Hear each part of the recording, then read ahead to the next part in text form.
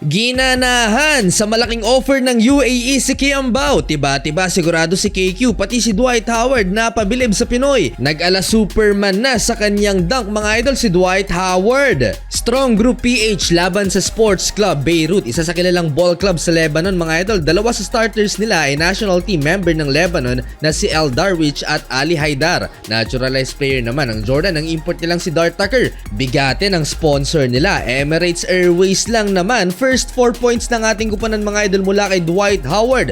Jordan heading back cut, nice pass mula kay Dwight. First 3-pointer mula kay Allen Liwag, sinundan ng corner 3-pointer ni Kevin Kiambao. Kaya gustong makuha ng UAE national team bilang naturalized player itong si KQ dahil sa kanyang offensive arsenal at pamatay na shooting. At first quarter pa lang may 4-point play opportunity kaagad si Kiambao. Solid leading scorer with 9 points sa first quarter. Sipag pa sa mga second chance opportunity ng batang to. Kaya napabilib sa kanya si Dwight Howard. 32-20 end of first quarter, may 3 din si JD Kagulangan. Second quarter, palubo na ng palubo ang lamang ng strong group. Hindi makaporma mga idol si Dart Tucker, 2 points pa lang so far. Total team effort ang ginawa ng ating kupanan. Etong si Mackenzie Moore, uminit ang ulo mga idol at tinulak yung kanyang defender. Nagalit sa referee, agad na pinakalma mga idol ni Coach Charles Chu. Buti na lang di siya tinawagan ng technical foul. X-factor sa quarter na to mga idol si JD Kagulangan. 10 points off the bench mga idol, shooting 66% from the field.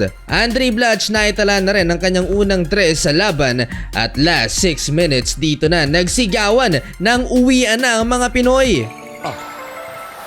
يبغي يسجل ثلاثية أهلي ولاقي الفرق الليبية وأجمالي ولاقي الرياضي.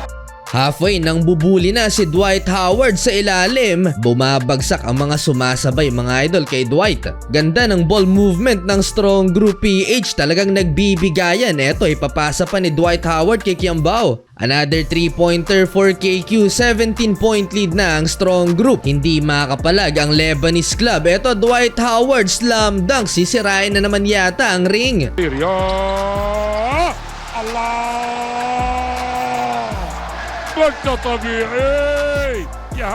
At Kevin Kiambao, another 4-point play opportunity. Dito na tuluyang na-hype sa kanya si Dwight Howard. Tuwang-tuwa mga idol. Heya! Heya! Heya! Ya hilakta! Bravo wallah! Tinapos ni Dart Tucker ang first half sa isang buzzer beater long 3-pointer, 58-40. Para simula ng third quarter, Jordan heading 3-pointer. Nagsisimula ng magparamdam si Dart Tucker pero malaki pa rin ang hinahabol mga idol ng kalaban. Tinatamad na rin yatang dumepensa, libreng-libre sa Mackenzie Moore. Open mga idol ang paint.